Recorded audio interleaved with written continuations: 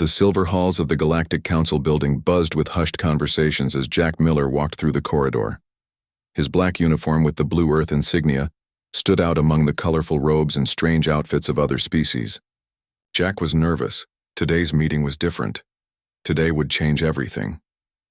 "Ambassador Miller," said Zix, the tall gray alien who served as the council's speaker. His 3 eyes blinked one by one. "Please take your seat. We have an important announcement." Jack sat in the human section, which was smaller than most others. Earth had only been part of the Galactic Council for 5 years. He looked around at the 12 alien species that made up the council. Each species had its own reasons for joining, but they all shared one thing. They feared humanity. On Earth, Commander Lisa Brooks watched the live feed in the Defense Force headquarters. Her short brown hair was tied back tight, and her green eyes were focused on the screen. Something was wrong. The alien ships had been moving into new positions for weeks. "Commander," said her aide, "we're getting reports of alien vessels near Neptune." "How many?" Lisa asked. 12 battle cruisers, ma'am, and more coming." Lisa felt a cold chill run down her spine. This wasn't a routine patrol. Back at the council, the alien speaker raised one of his 6 arms. The room fell silent. "The council has made a decision about the humans of Earth. We have watched them for 5 years now. We have seen their rapid growth. We have seen their hunger for expansion." Jack leaned forward. His hands were sweating inside his gloves. "Humans have developed faster than light travel in just 50 years, Zix continued. "Other species took thousands of years. Humans build weapons faster than they build schools. They spread across their solar system like a virus." "That's not fair," Jack said, standing up. "We're explorers, not invaders. We came to you in peace." "Sit down, Ambassador Miller." Zix's middle eye glared at him. "The council has spoken. From this day forward, Earth and all human territories are under quarantine. No human ship may leave the solar system. No alien ship may enter it. Earth is now isolated from the galaxy." The room erupted in a mix of alien sounds, some that might have been agreement, others possibly protest. Jack couldn't tell.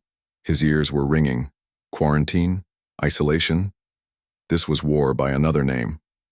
On Earth, Dr. Ben Clark was working late, in his laboratory at the Quantum Jump Research Institute. The silver-haired scientist had coffee stains on his white coat and dark circles under his eyes.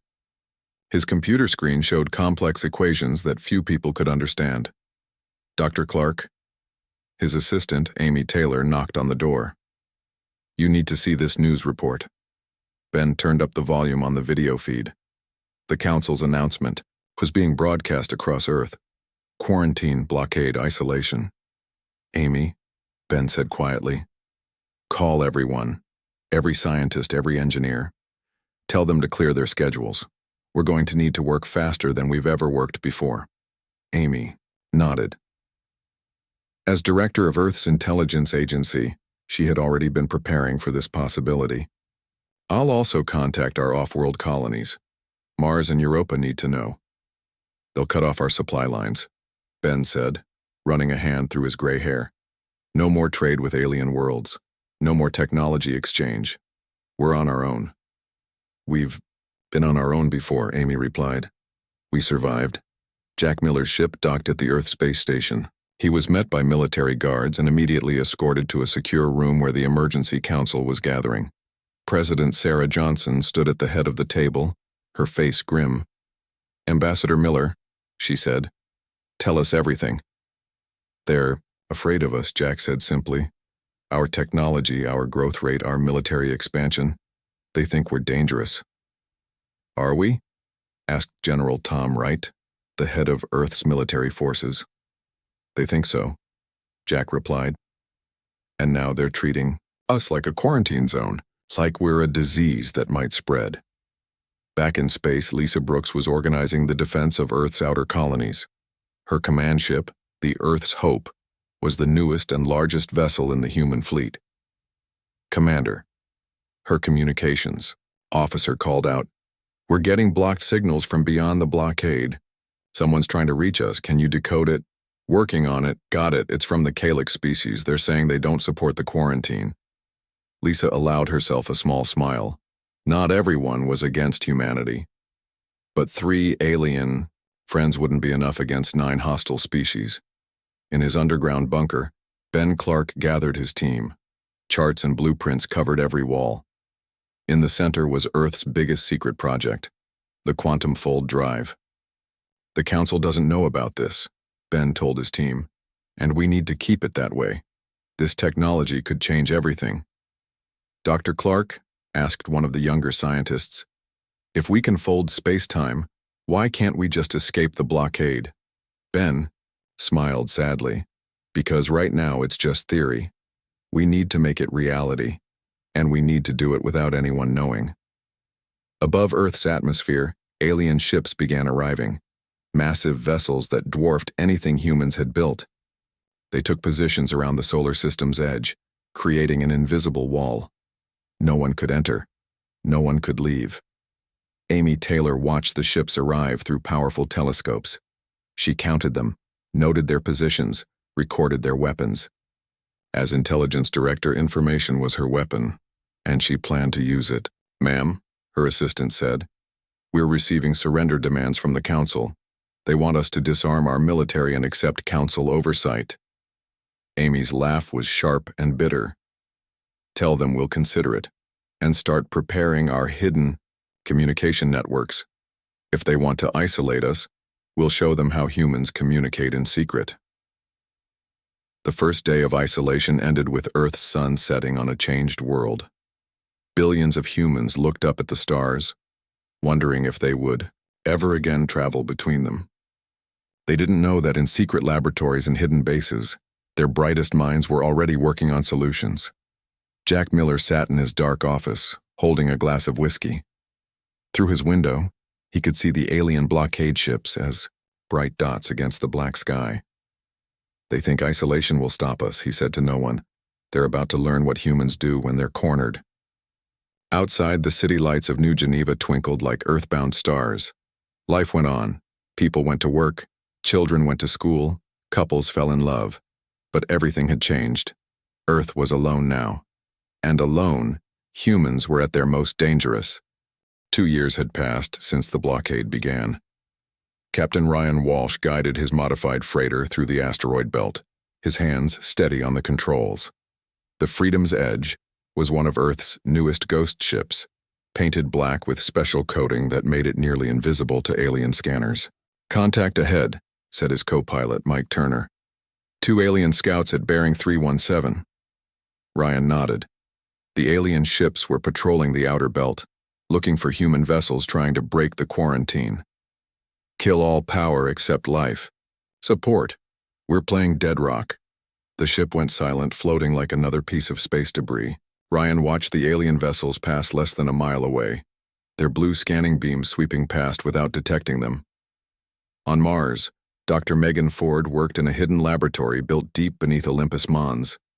Red dust coated everything, but the climate-controlled lab was clean and bright. She bent over a dissection table studying alien technology taken from a crashed scout ship. The power core is fusion-based, but with an energy converter we've never seen, she told her team. If we can reverse engineer this, our ships could run for months without refueling. Dr. Ford called her assistant, Tom Bradley. We've got new samples incoming. Captain Walsh recovered debris from 3 different alien species. Megan smiled. Each piece of alien technology was like a puzzle piece. Slowly, humanity was learning how their captors' technology worked. And then, they were making it better. Back on Earth, General Steve Parker stood in the war room, studying holographic displays of the solar system. Red dots marked alien blockade positions. Blue dots showed human ships. Green dots indicated secret supply routes through the asteroid fields. General, said Major Kate Morrison, Operation Shadow Network is working. We've established 12 hidden supply routes between Earth, Mars, and Europa. The aliens haven't detected them. Good, Steve replied. What about weapon production? Faster than expected, sir. The new hybrid weapons using stolen alien tech are ready for testing. Steve nodded. Earth was no longer just defending. They were preparing to attack. In Geneva, Ambassador Jack Miller sat across from a hooded figure in a dingy bar. Most meetings happened in secure facilities now, but some contacts preferred old-fashioned secrecy. "My people are tired of the Council's rule," said the figure, its voice distorted by a translator. "The Kalix, the Vortari, and the Zenthi. We all want change." "What about the others?" Jack asked.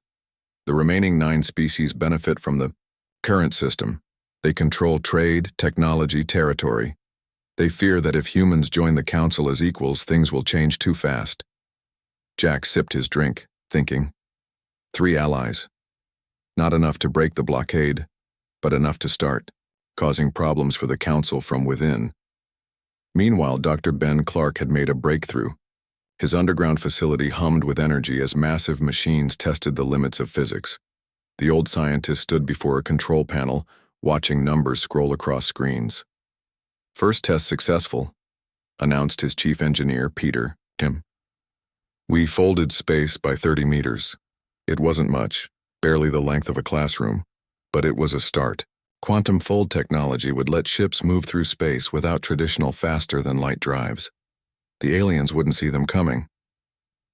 "Begin planning for the next test," Ben ordered.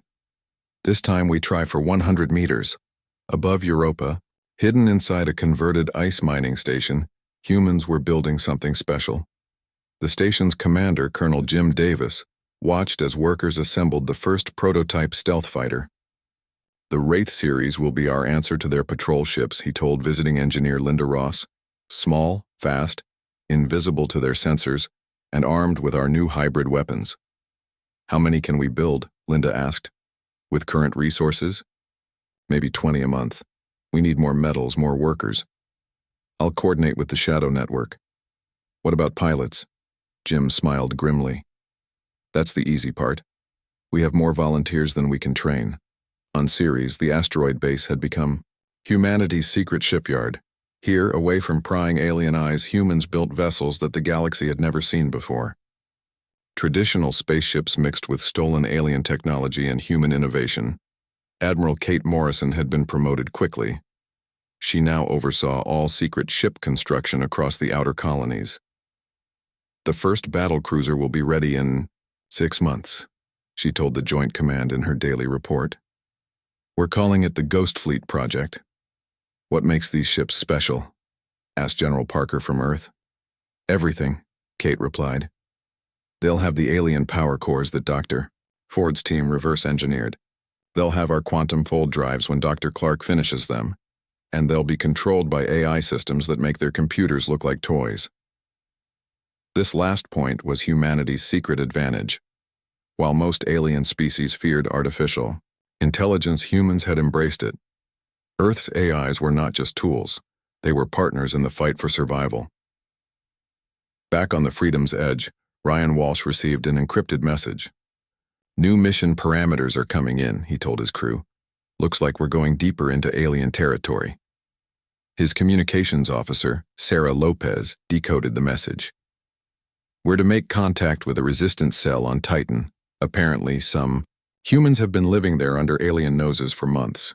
"Humans already behind enemy lines?" Mike Turner whistled. "I like it." The ship changed course, diving deeper into space where alien sensors were thicker. It was dangerous, but worth it. Every bit of intelligence helped build the larger picture. In her office on Earth, Amy Taylor, now director of Earth's intelligence agency, coordinated a dozen secret operations.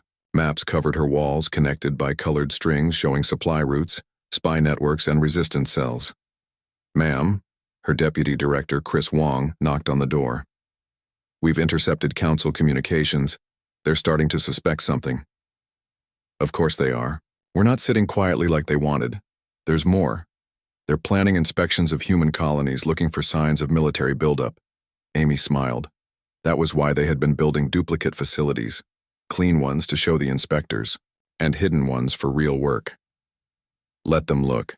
They'll see scared, isolated humans rationing food. They won't see the arsenal we're building." On the edge of the Kuiper Belt, Dr. Clark conducted his next test. The quantum fold engine hummed to life, reality bent slightly, and a probe appeared 500 meters from where it started. "Success," Peter Kim shouted. We've folded space by half a kilometer. Ben Clark allowed himself a moment of satisfaction. They were getting closer. Soon, human ships would slip past alien blockades like ghosts, appearing and disappearing at will. As the second year of quarantine ended, humanity had transformed. The surface might look like a beaten people, but underneath, a revolution was building. Secret communications networks connected every human outpost. Hidden factories built weapons the aliens couldn't detect. Stolen technology was being improved and integrated into human designs.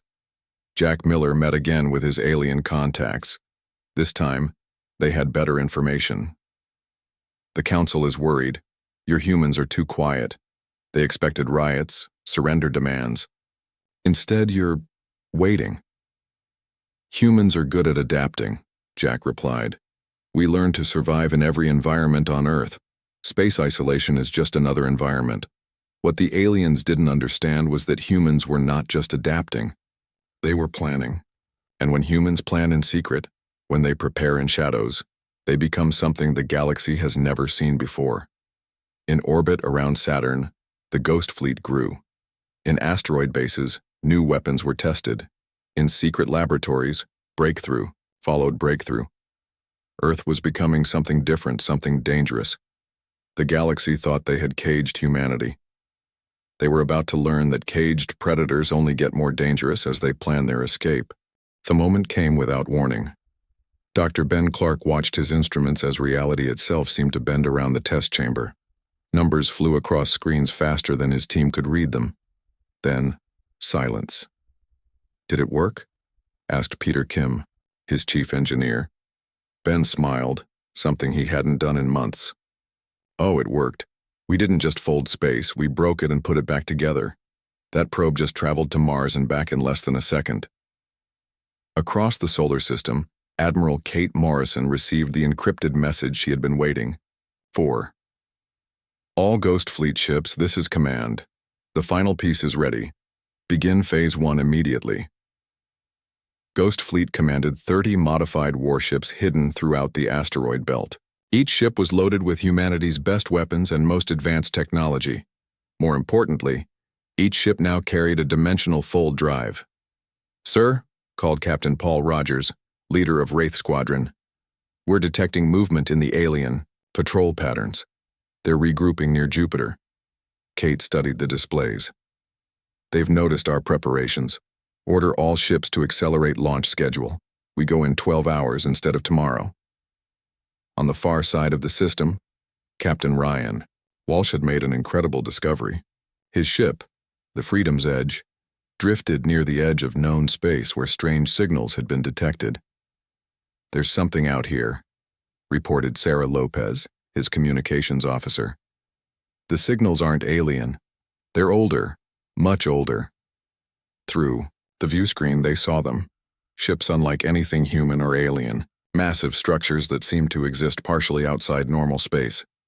These were the Void Dwellers, ancient beings that most species thought were myths. Freedom's Edge, you are the first to find us in millennia, came a voice that seemed to bypass their communication systems entirely. We have watched your struggle with interest. Ryan felt a chill. You've been watching the blockade? We watch many things. Your species shows promise. You adapt, overcome, innovate. This pleases us. Back on Earth, the war room was alive with activity. General Steve Parker coordinated final preparations for Operation Starbreak. Every human military asset would move simultaneously against the blockade. General, said Major Tom Bradley. Doctor, Ford reports the alien tech integration is complete. All ships now have hybrid weapon systems that are 30% more effective than original alien designs. Excellent. What about our new allies? The Kalix, Vortari, and Zenthi have confirmed. When we attack, they'll create diversions on the other side of the galaxy. The Council won't be able to reinforce the blockade. Ambassador Jack Miller finished his last diplomatic message before the attack. It was addressed to the Galactic Council, though by the time they received it, everything would be different. We tried peace, we tried cooperation. You chose fear over friendship. Now you'll see what happens when you corner humans. The message contained a virus designed by Earth's AI systems. When opened, it would begin corrupting Council computer networks across multiple worlds. Digital warfare alongside the physical. Assault. Dr. Megan Ford stood in her Mars laboratory, surrounded by her greatest creation. The Quantum Marine project is ready for field testing, she announced to the Joint Chiefs via secure link. Our soldiers will be faster, stronger, and smarter than anything the aliens can field. How so? Asked Admiral Morrison from her command ship. The AI-assisted combat suits link directly to the soldiers' nervous system. They predict enemy movements, suggest tactics, even take over during injury. Plus, they're powered by miniaturized alien fusion cores. 20 volunteers from various branches of military service became the first Quantum Marines. Each suit cost more than a small spaceship, but early simulations showed devastating effectiveness. In space, the moment arrived. Operation Starbreak began with absolute silence. 30 ghost ships activated their dimensional fold drives simultaneously, appearing directly behind alien blockade vessels with no warning. The first salvo was devastating. Hybrid weapons, invisible to alien shields, tore through blockade ships before they could respond. But these aliens had been warriors for centuries. They adapted quickly. Enemy vessels folding in from hyperspace warned communications across the human fleet. Multiple battle groups converging on our position. Admiral Morrison watched the tactical display fill with red dots, alien reinforcements arriving faster than anticipated. All ships execute Battle Plan Gamma. Time to show them our full capabilities.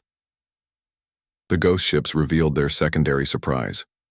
Each carried dozens of AI-controlled fighters that launched like swarms of angry insects. These drones were controlled by Earth's war AI, capable of maneuvers that would kill organic pilots. Captain Rogers led his Wraith Squadron into the thick of battle. His fighter folded space, appearing behind an alien cruiser's weapon array. "This is for 3 years of isolation," he growled, launching quantum torpedoes. On the ground, hidden human bases across the solar system revealed themselves. Massive railguns that had been disguised as mining equipment began firing coordinated salvos at alien positions. The blockade had become a trap. The Void Dwellers, ancient and mysterious, watched from their ethereal dimension. Their leader spoke to Ryan Walsh, whose ship remained with them. "Your species has potential we haven't seen in ages. You combine the ferocity of the young races with the innovation of the mature ones. We will offer assistance." "What kind of assistance?" "Knowledge. The blockade forces have a weakness. Their command structure relies on a quantum communication network. Disrupt it, and you disrupt their entire fleet." Ryan relayed this information immediately. Within minutes, Earth's hackers had found the network and launched a coordinated cyber attack. Alien ships began losing coordination, firing on each other as their communications became chaos. The battle raged for hours. Ships exploded like fireworks across the solar system. But slowly, clearly, the tide was turning. Human technology, especially the dimensional fold drives, gave them the tactical advantage. Admiral Morrison coordinated the final push from her flagship. "All units, commence. Final phase, target their command ships. We end this now." As the final alien command vessel began to retreat, they made a desperate decision. Their weapons charged for a planet-killer shot aimed directly at Earth. "They're targeting the homeworld," shouted multiple bridge officers, but humans had prepared for this too. Hidden on the moon, a massive shield generator powered by 3 fusion reactors came online. A translucent barrier appeared around Earth just as the alien weapon fired. The energy blast struck the shield and scattered like water hitting stone. Earth stood protected while human forces destroyed the alien command ships, one by one. In the aftermath, alien communication channels burst with surrender requests. The blockade was broken. The quarantine was over. But more than that had changed. The Galactic Council's first message came through half-destroyed communication arrays. "Humans of Earth, we miscalculated. We seek immediate ceasefire and negotiation." Admiral Morrison's response was simple. "The negotiations will happen on our terms now. The galaxy needs to understand something. You didn't stop us. You just made us stronger." Earth was no longer isolated, and the galaxy would never be the same again. The Council's surrender lasted exactly 16 hours. Then the real war began. All human forces, this is Earth Command, announced General Steve Parker. We've received reports of alien battle fleets massing in 3 systems. The Council's surrender was a trick to buy time. Admiral Kate Morrison stood on the bridge of her flagship, now named Earth's Vengeance. Around her, holographic displays showed the entire galaxy. Human forces controlled the solar system, but 9 alien species still had massive military power. "They're mobilizing everything," said Captain Paul Rogers, whose Wraith Squadron had been scouting enemy positions. "We're seeing weapons that the blockade forces never used. They've been hiding their true military strength." Dr. Megan Ford worked frantically in her new position as head of military technology. The Quantum Marine program needed to expand from 20 soldiers to thousands. "We can't manufacture suits fast enough with conventional methods. I need authorization to use the alien assembler technology we captured." "You have it," said General Parker without hesitation. "We need every advantage." The first major battle happened near Proxima Centauri. The alien Zaroth Empire had built a massive fortress station there. Human scouts detected it using newly invented quantum sensors. What they found was terrifying. "Sir," reported Lieutenant Dave Martin, now leading ground reconnaissance, "the station is larger than Luna. It has weapons that could destroy entire solar systems." Admiral Morrison made the decision quickly. "We test our new technology here. Ready the dimensional assault fleet." Earth's newest ships folded space in ways that alien physics said were impossible. The assault began with 50 warships appearing inside the enemy station's shields. Human quantum marines teleported directly onto the station's surface, their AI-enhanced suits making them invisible to alien sensors. The battle was brutal. Zaroth defenders unleashed weapons that melted metal and twisted space. But human technology had evolved beyond alien understanding.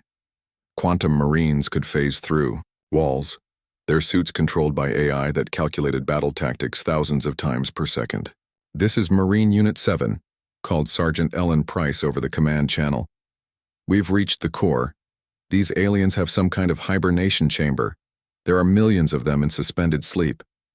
"Marines, be advised," came a new voice.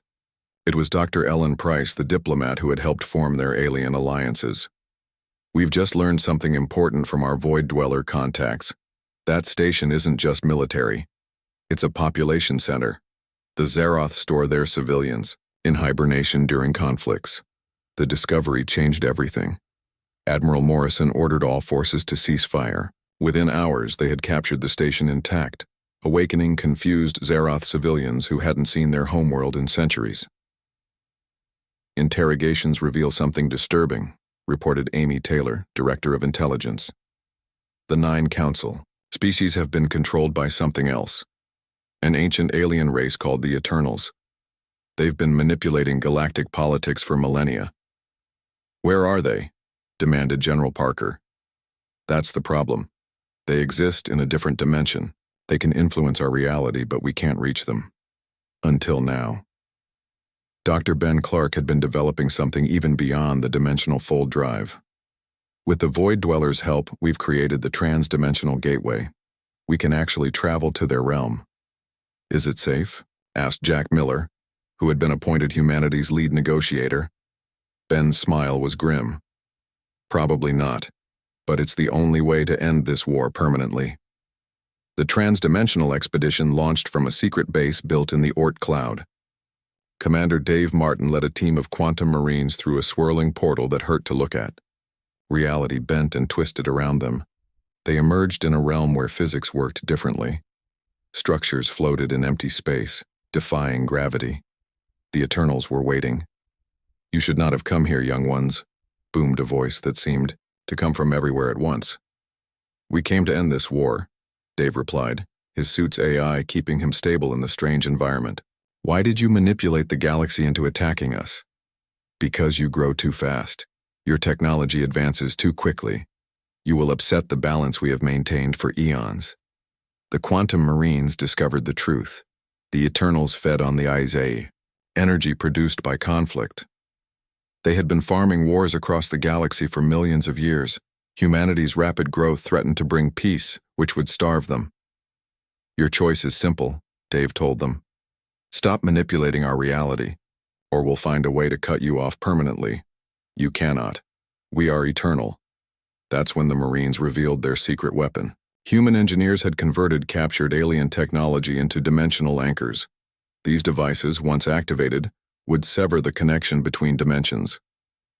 We've already placed them across the galaxy, Dave announced. Surrender or starve. The Eternals raged, but they had miscalculated. Humanity had learned their one weakness. They needed the energy from our reality to survive.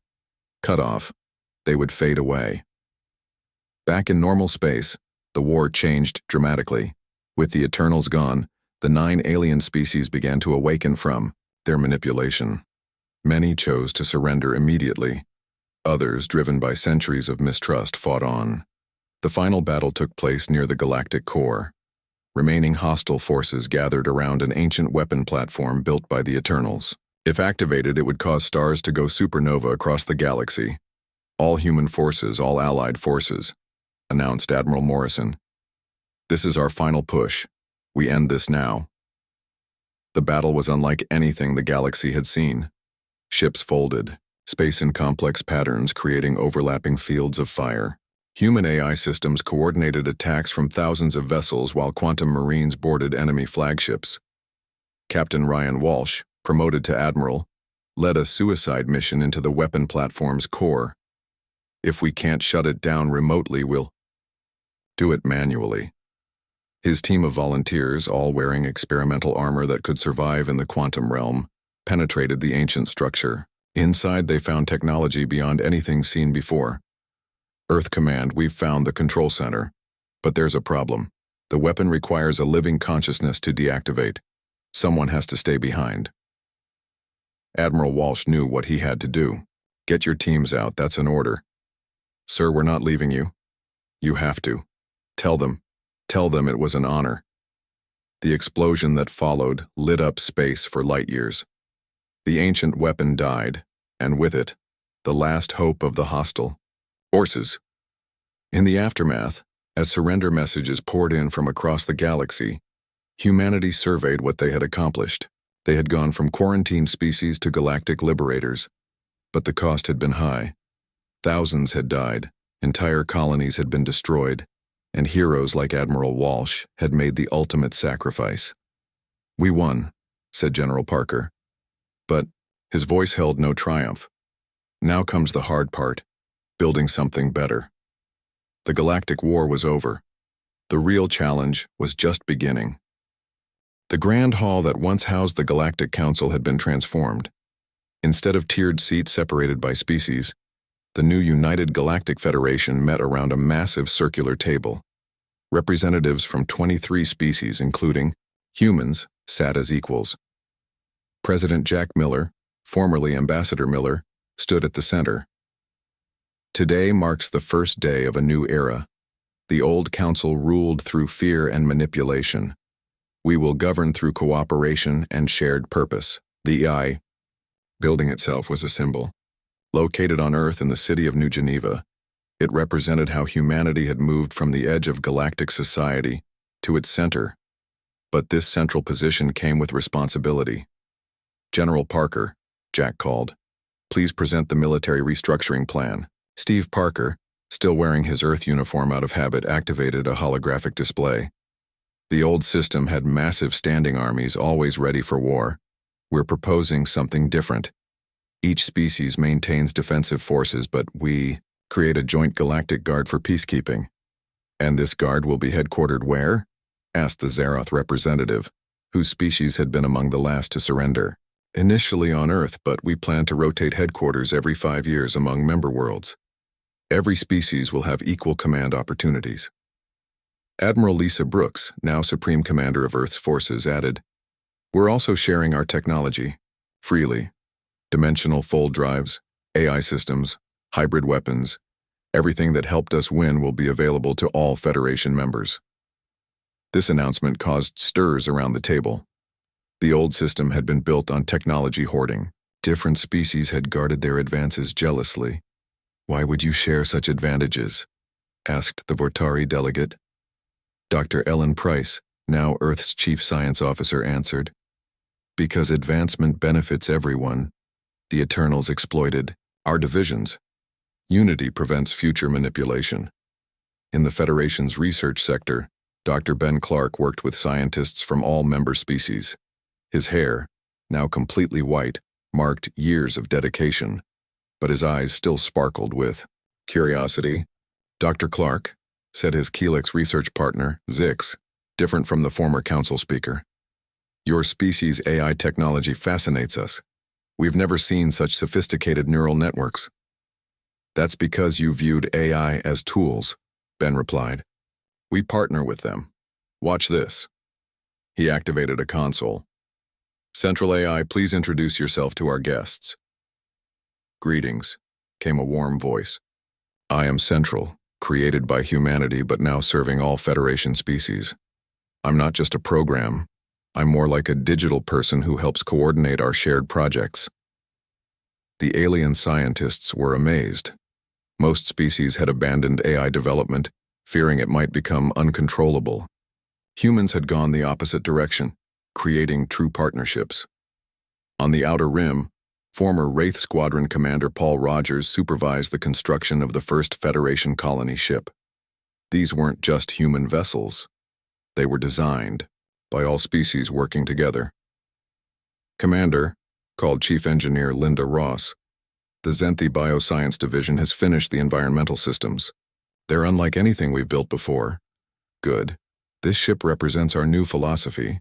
It's not just human technology anymore. It's galactic technology. The colony ship would carry representatives from multiple species to establish the first combined species colony in the Andromeda Galaxy. It was both practical expansion and powerful symbolism. In schools across Earth and other Federation worlds, children learned new subjects: interspecies communication and galactic history without the lies joined traditional courses. Teachers often found themselves learning alongside their students. One such teacher, former Marine Sergeant Dave Martin, stood before a class of human and alien children. His arms were covered in scars from the transdimensional raid, but his voice was gentle. "Who can tell me why the old council failed?" A young Zeroth child raised her tentacle. "Because they made decisions based on fear instead of cooperation?" "Exactly. And what does that teach us about our new Federation? That we should talk to each other, not be afraid of each other," added a human boy. Dave smiled. The next generation was growing up differently. They saw diversity as strength, not threat. In Earth's orbit, a massive structure took shape. The Interstellar Academy would train diplomats, scientists, and peacekeepers from all Federation species. Former Admiral Kate Morrison oversaw the naval training section. "Remember," she told her mixed species class, "your ships have the most advanced technology in the known galaxy. With that comes responsibility. We don't conquer, we protect. We don't dominate, we serve." Behind her, through the observation windows, ghost ships performed training maneuvers alongside vessels of other species. The visual symbolized everything the Federation stood for: different technologies, different approaches, working together. But not everything was perfect. Some humans had grown drunk on victory. Protests erupted in some Earth cities demanding that humanity maintain its military superiority. "We won this war," shouted a protest leader. "Why should we give up our advantages?" President Miller addressed the nation that evening. "Because victory without wisdom is just delayed defeat. The Eternals fell because they thought power meant controlling others. We know better. Power means lifting others up." Beyond the Federation's borders, exploration teams made discoveries that kept the galaxy excited. The Void Dwellers, once mysterious legends, now shared star charts showing unmapped regions of space. Captain Sarah Lopez, now commanding her own exploration vessel, led the first mission through a Void Dweller portal. "We're detecting signals from beyond our galaxy. There's more intelligent life out there, much more. That's why the Federation is so important," Jack Miller explained during his weekly galactic address. "We are preparing for what comes next. Together, we're ready for whatever the universe holds. Years passed. The transformation continued. Trade routes opened between species that had been enemies for centuries. Joint scientific projects made breakthroughs that no single species could have achieved alone. Military strength was maintained, but directed outward toward exploration and defense, not internal conflict. Dr. Megan Ford, now director of the Interspecies Medical Institute, developed healing techniques that combined human adaptability with alien biological knowledge. Diseases that had plagued species for generations were being eliminated. On the 10-year anniversary of the war's end, representatives gathered again in New Geneva. The ceremony honored all who had died, human and alien alike. Admiral Walsh's sacrifice was remembered alongside thousands of others. We gather not to celebrate war, but to remember its cost and recommit to peace. Jack Miller said, "The galaxy learned that humans don't just survive, we help others thrive." As the ceremony ended, children from all species played together in the plaza outside. Their laughter mixed with the sounds of construction, new buildings, new ships, new technologies being born from cooperation. The night sky above Earth twinkled with the lights of ships from dozens of worlds. Where once there had been only alien blockades, now there were traders, explorers, friends. In his private office, Jack Miller looked out at the stars and smiled. They had set out to break a quarantine. Instead, they had broken the chains that had held the galaxy back for eons. The future stretched ahead, vast and uncertain. But humanity and its new allies faced it together, armed with the most powerful weapons in the universe: innovation, adaptation, and unity. Earth was no longer isolated. The galaxy was home, and the adventure was just beginning.